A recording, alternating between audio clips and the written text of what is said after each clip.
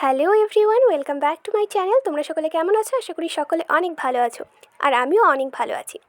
তো তোমরা যদি ইউটিউব থেকে দেখে থাকো আমার ভিডিওটা, তাহলে সাবস্ক্রাইব করে দিও, এবং যদি ফেসবুক থেকে দেখে থাকো ফেসবুক পেজটা আমার ফলো করে দিও। তো চলো ভিডিওটা শুরু করা যাক।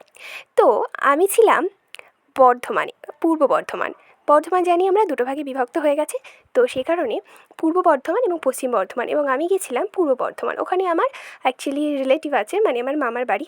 তো সে কারণে, আর সত্যি কথা বলতে কি, আমার কিন্তু প্রচুর ভয় লাগে নৌকোতে উঠতে। আর নৌকোগুলো বেশ, বুঝতে পারছো, মানে অতটাও মজবুত করে বানানো না যেটা মনে হয়।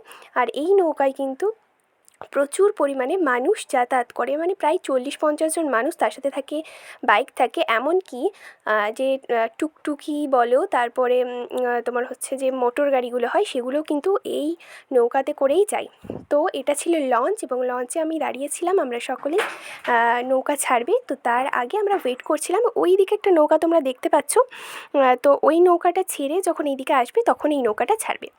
তো নৌকাতে উঠে পড়েছি, দেন নৌকাটা কিন্তু ছেড়ে দিয়েছে। তো তোমরা দেখতে পাচ্ছ এই নৌকায় কিন্তু তলায় চাকা লাগানো আছে। তো সেই জল কাটতে কাটতে সেই নৌকাটা যাচ্ছে, জল কেটে কেটে বেরোচ্ছে, এবং সেই জলের মানে প্রচুর পরিমাণে স্রোত। তোমরা তো বুঝতেই পারছো যে গঙ্গাটা, আর এই গঙ্গাটার একদম শেষ মাথা যেটা হচ্ছে মানে পুরোটাই তো পূর্ব বর্ধমানের মধ্যে পড়ে। তো আমি শুনেছি এটার নাম হচ্ছে সাকাই ঘাট। তো যদিও এখানে নাকি, মানে এটা শোনা কথা, এটা সিরিয়াস কি কতটা আমি বলতে পারবো না যে কতটা সিরিয়াস। তো অনেকের মুখে মুখে শোনা, তো আমিও আমার দিদার কাছে শুনেছিলাম যে এখানে নাকি কালী ঠাকুরের হাত দেখা গেছিলো, এবং কালী ঠাকুর মানে শাখা পড়তে চেয়েছিল ওখানকার একজন ব্রাহ্মণ তার কাছে।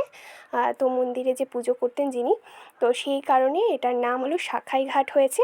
তো কাটোয়া স্টেশনে নেমে তোমরা যদি সাখাই ঘাট যাবো বলে বলো টুকটুকিতে উঠে, তো তোমরা চলে যেতে পারবে সাখাই ঘাট।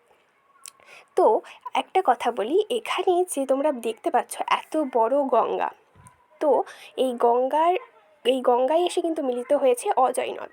এবং আমরা জানি যে অজয় নদ থাকে হচ্ছে নদিয়ায়। মানে এখানে জলের দুটো ভাগ, মানে জলের কালারও তফাৎ রয়েছে।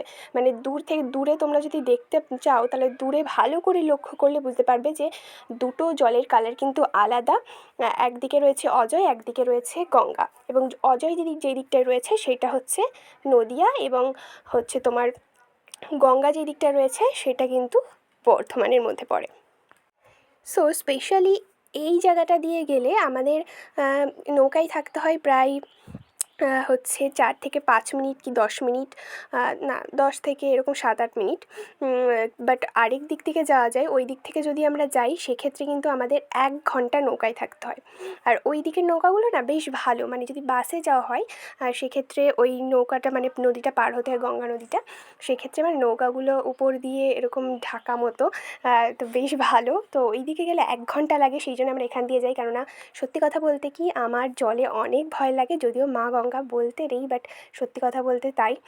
তো দেন আমরা পৌঁছে গেছি পাড়ে, এবং তোমাদেরকে আমি এখান থেকে একদম ভালোভাবে দেখিয়ে দিচ্ছি।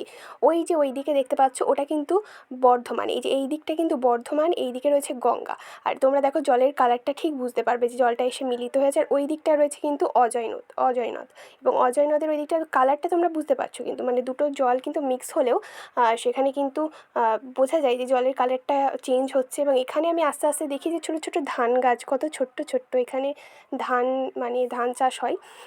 দেন এখানে আমি এসে দেখি আরেকটা মানে পুকুর টাইপের রয়েছে, এখানে হাঁসরা স্নান করছিল।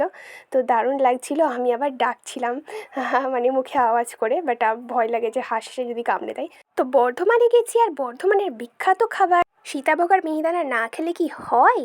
তো সেটা তো খেতেই হবে। এইটা হলো সীতাভোগ, চা ভাতের মতো, আর ওটা হলো মিহিদানা। তোমরা দেখে রাখো অবশ্য। Thanks for watching.